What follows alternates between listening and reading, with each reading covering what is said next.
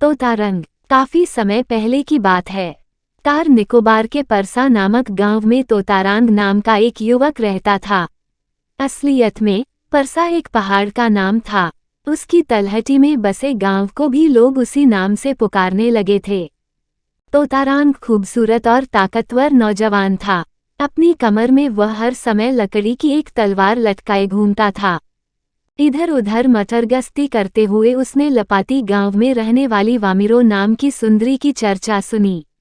ऐसे घुंघराले बाल, ऐसी गहरी नीली आंखें, मोती जैसे ऐसे सफेद दांत किसी और के हैं ही नहीं। लोग कहते उसके अच्छे आचरण और व्यवहार के कारण सभी उसको चाहते हैं। इन सब चर्चाओं ने तोतारंग के मन में वामिरों को देखने की इच्छा जगा दी। अंततः एक दिन घूमता घामता वह लपाती गांव में वामिरों के घर के सामने जा पहुंचा।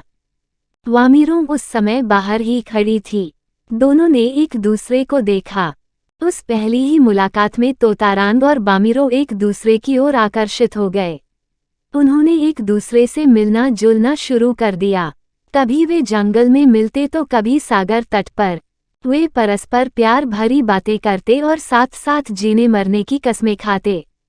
लेकिन जब लड़की के घर वालों को इस बारे में पता चला तो उन्होंने वामिरो की जमकर पिटाई की और उसे कभी भी तोतारंग से न मिलने की चेतावनी दी।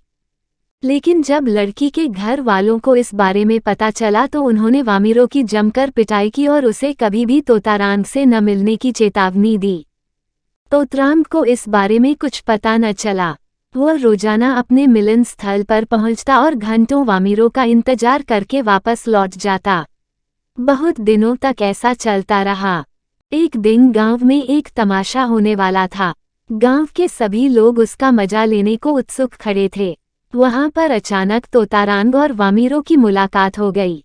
तोतारंग ने उसके सामने विवाह का प्रस्ताव रखा, लेकिन उसने मना कर दिया और उससे हमेशा के लिए वहां से चले जाने की विनती की। तोतारंग बहुत हताश हुआ। उसकी समझ में नहीं आया कि वामिरो मना क्यों कर रही है। क्रोध में उसने कमर में बंधी अपनी तलवार निकाली और पहाड़ के एक हिस्से पर चोट की। पहाड़ का वह हिस्सा कटकर समुद्र में जा गिरा।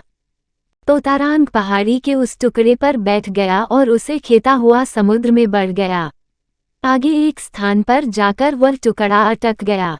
तब तोतारंग ने उधर से और वामिरो ने इधर से एक दूसरे को पुकारना प्रारंभ किया। अब न तो तोतारंग इस दुनिया में है और न ही वामिरो, लेकिन पहाड़ी का वह टुकड़ा अभी भी समुद्र में है। लोग उसे लिटिल अंडमान कहते हैं।